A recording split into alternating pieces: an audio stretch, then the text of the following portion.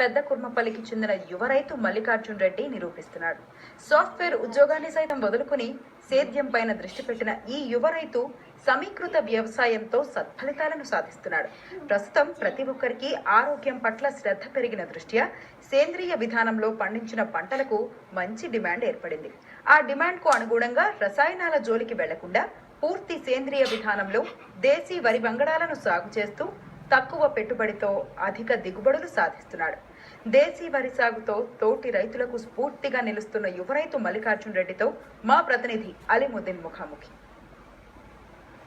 కరీంనగర్ జిల్లా పెద్ద కుర్మపల్లిలో సాంప్రదాయ పద్ధతిలో కాకుండా దేశీ వాళీ రకాలు వరి పంట సాగు చేస్తున్నారు.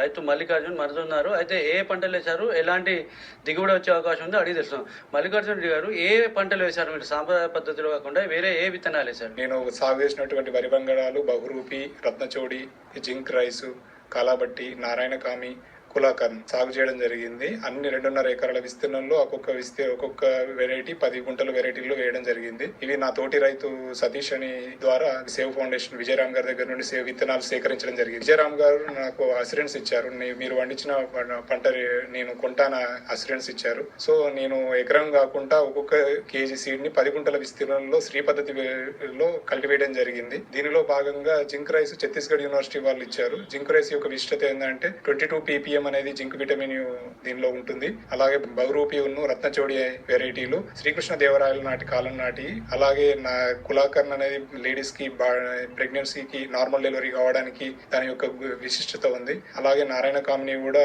నరాలకు బలహీనతకి పనిచేస్తుంది. కాలాబట్టి వచ్చేసి క్యాన్సర్ కి వ్యాధి నిరోధక శక్తిని పెంచుతుంది. ఇలాంటి వెరైటీలు నేను సాగు చేయడం జరిగింది. 100% సేంద్రియ వ్యవసాయంలో చేయడం జరుగుతుంది. సాయిల్ టెస్ట్ చేసి జీవామృతాన్ని, జీవన ఎరువుల్ని ఇవ్వడం జరిగింది. పైపాటుగా పులిసిన మచ్చికను స్ప్రే చేయడం జరిగింది. అంటే సాధారణంగా ఆ వరి వేయకుండా ఇది వేయడానికి కారణాలేంటి? అంటే మా ఇంటి అవసరాలకు నా తోటి ఫ్రెండ్స్ కి దేశవాళీ వెరైటీలు 100% లో ఆర్గానిక్ చేస్తే వాళ్ళు కొంటానన్నారు. సో నా ఆరోగ్యానికి కొంటా అన్న వాళ్ళకి సప్లై చేయాలనే ఉద్దేశంతో 100% ఆర్గానిక్ లో చేయడం జరుగుతుంది. సో దీనిలో దిగుబడిలో రత్నచోడి కులాకర్ను కోయడం జరిగింది. అది 10 గుంటల్లో 70 kg బ్యాగ్స్ దిగుబడి వచ్చింది. సో దీన్ని బట్టి ఎకరానికి 20 క్వింటాల దిగుబడి వస్తుంది. మామూలు వరి రంగడాలు అయితే 28 క్వింటాల్లో అవుతుంది. నేను సెమీ ఆర్గానిక్ ఫార్మర్ లో ఇంతకుముందు చేసేవాడిని. ఇప్పుడు దీనికి 100% ఆర్గానిక్ మొదటిసారి కాబట్టి నాకు దిగుబడి 20 క్వింటాల దిగుబడి నుండి 22 క్వింటాల దిగుబడి వస్తుందని నా పూర్తి నమ్మకం. ఇప్పుడు ఈ పంట ఎన్ని రోజుల్లో వస్తుంది? దీని యాజమాన్య పద్ధతులు ఏంటి? ఒక్క పంట కాలం ఒక్కొక్కటి అండి. రత్నచోడి బహురూపి వచ్చేసి 145 డేస్, కాలాబట్టి వచ్చేసి 135 రోజులు, జింక్ రైస్ 100 డేస్, నారాయణ కామిని 145 నుండి 150 రోజులు పంట కాలం. ఈ పంటలకు మార్కెటింగ్ ఎలా ఉంటుంది? బయట కొనే అవకాశం ఉందా? కేవలం ఎవరైతే విత్తనాలు ఇచ్చారు వాళ్ళు మాత్రమే కొంటారా?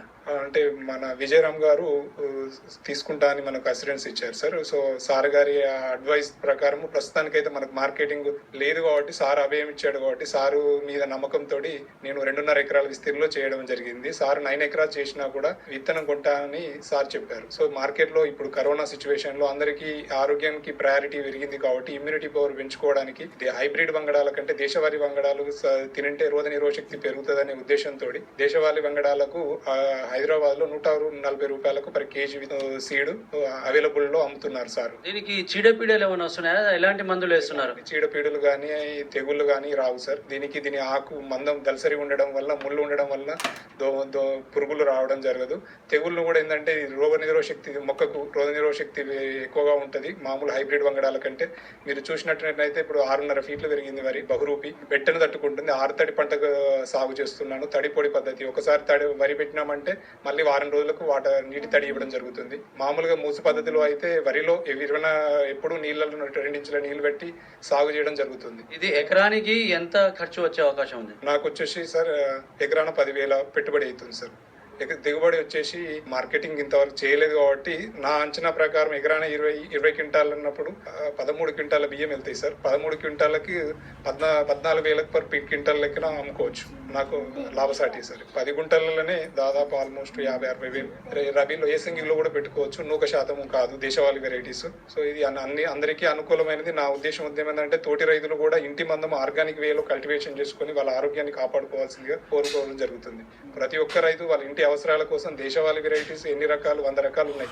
దానిలో మనకి ఏది సూట్ అవుతుంది, మన ఇంటి అవసరాలకు షుగర్ ఫ్రీ రైస్ అనేది నవారా ఉంది సార్. నవారా వచ్చేసి గ్లైసిమిక్ ఇండెక్స్ 45% ఉంటుంది. పీచు పదార్థంతో కూడుకున్నది, వాళ్ళకి బాగా యూజ్ అవుతుంది పెద్దవాళ్ళకి. సో అట్లానే కులాకర్న్ వచ్చేసి ప్రెగ్నెన్సీ లేడీస్ కి నార్మల్ డెలివరీ అవుతుందని 100% ప్రూవ్ చేయడం జరిగింది విజయవాడలో. సో ఆ రైక్స్ కూడా ప్రెగ్నెన్సీ ఇప్పుడున్న సిచ్యువేషన్ లో నార్మల్ డెలివరీ కావడానికి కులాకర్న్ ఇవ్వడం జరుగుతుంది. నా ఫీల్డ్ లో కూడా వాళ్ళ సార్ చెప్పడమే కాదు, నా ఫీల్డ్ లో కూడా నా రైస్ ని నేను ఫ్రీగా ఇవ్వడానికి కూడా 100 ప్రెగ్నెన్సీ లేడీస్ కు ఫ్రీగా ఇచ్చి ఓ నార్మల్ డెలివరీ అయిన తర్వాతనే మనీ తీసుకోవడానికి నాకు పూర్తి నమ్మకం ఉంది ఆ సీడ్ మీద. సో నేను ఇప్పుడు పట్టియలేదు, పట్టించిన తర్వాత ఎవరైనా ఉన్న వాళ్ళకంటే నా సొంతగా ఫ్రీగా ఇవ్వడానికి కూడా రెడీగా ఉన్నాను. నా దేశవాళీ విత్తనాలను ఏ రైతు అడిగినా కూడా ఇవ్వడానికి రెడీగా ఉన్నాను సార్. ఓకే, సాంప్రదాయ పద్ధతిలో వ్యవసాయం చేయకుండా ఒక దేశవాళీ పద్ధతి వైపు మారాల్సిన అవసరం ఉంది. అయితే ప్రస్తుత పరిస్థితుల్లో ప్రతి వ్యక్తి కూడా ఆరోగ్యంపై దృష్టి సారించి ఇమ్యూనిటీ పవర్ పెంచుకోవడానికి ప్రయత్నం చేస్తున్నారు. దానికి గాను ఇలాంటి పంటలు దోహదపడతాయని చెప్పేసి మల్లికార్జున రెడ్డి అంటున్నారు. కెమెరా తిరుపతితో అలీముద్దీన్, ఈటీవీ న్యూస్, కరీంనగర్.